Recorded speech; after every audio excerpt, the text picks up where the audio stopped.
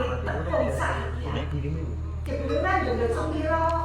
Nek ya kita anggap gede dhuwur jebule mungkin iki.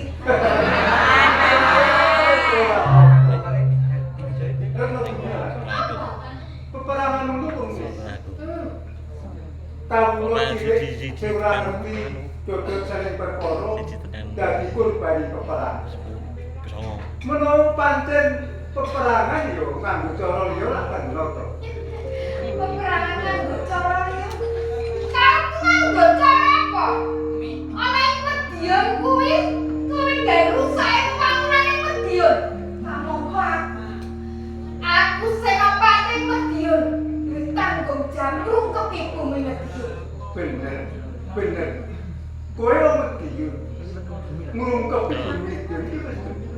Nanging aku wis matur ngarep mau menawa perangan ki wong kawula cilik sing ora ngerti dhewe perkara bisa dadi korban peperangan.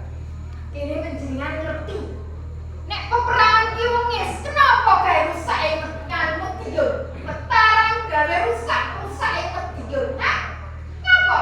Retno sembilan. Apa? Ayo tenang. Nek sing wingi. Peperangan kita cara liya iso to. Ora ono cara liya kok nganggo cara liya benak gendung. Perang yo. Kota iki arep ganjar mu.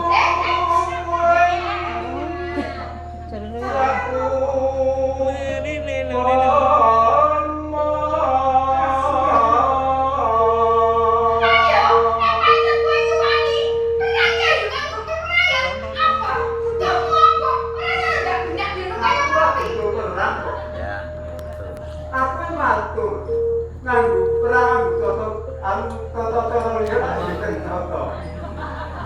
Malon. Ora ing kawula ing Medion. Tancap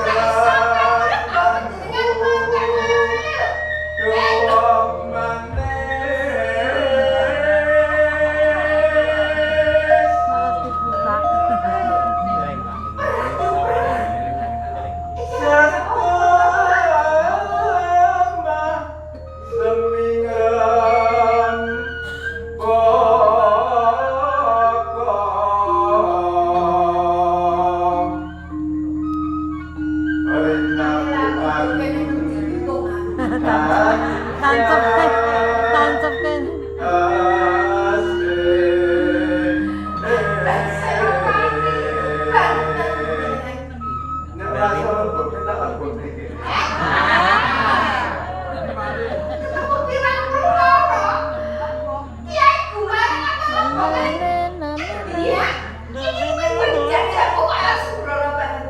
Pancen tak tamake jadaku tamakno. Nantang panjenengan. Tak anggap iki. Wedi karo kowe ngono. Moro tamak. Iki men cilik.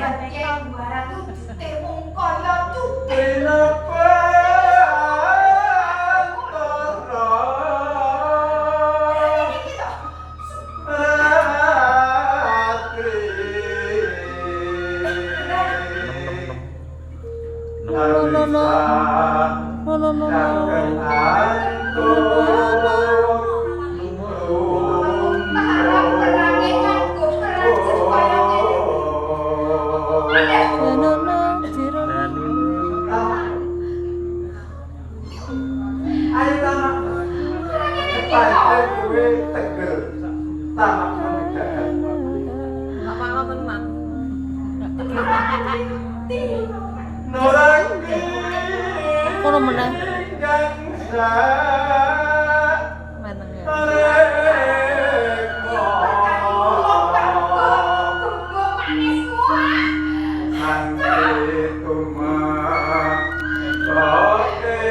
Pisan.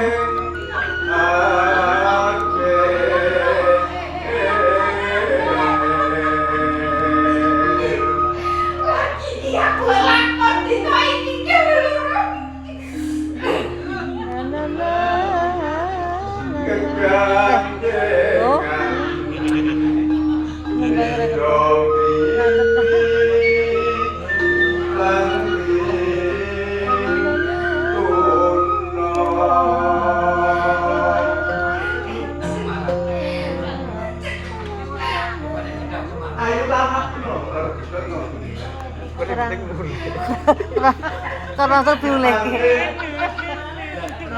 Na na na na na na na na na na.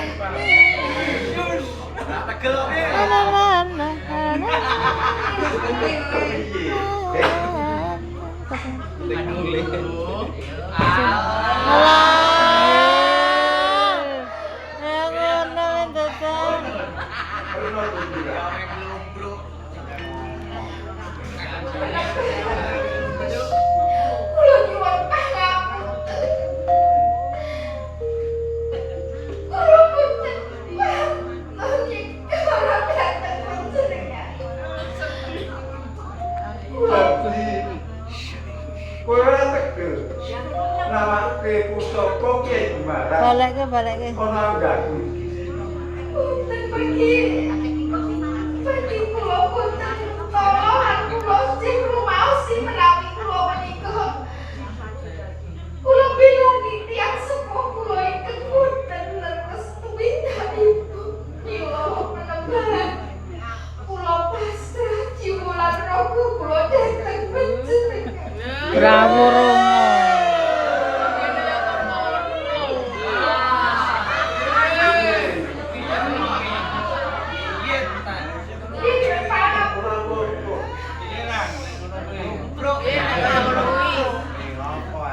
Saiki tetelo sliramu manungkul maraka. Teges sliramu iki tak bojo. Bebarengan kulo ngetara. Kyai Gumarang sifat kantheng tiung prosasang. Yo.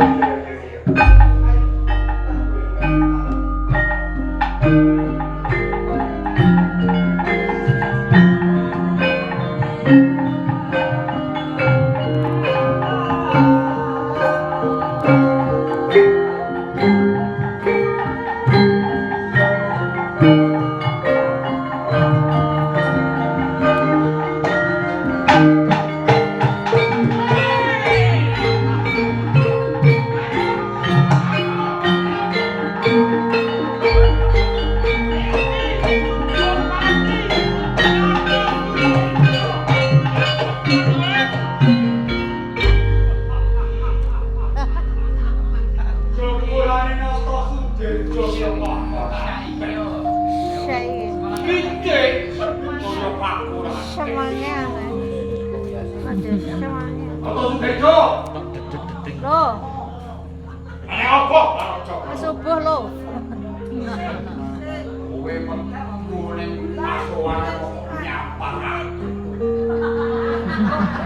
Salah era minggir. Iki saiki awake dhewe ketemu karo ing kawan. Perang. Aku saiki wis dadi tetunggule wong Mataram.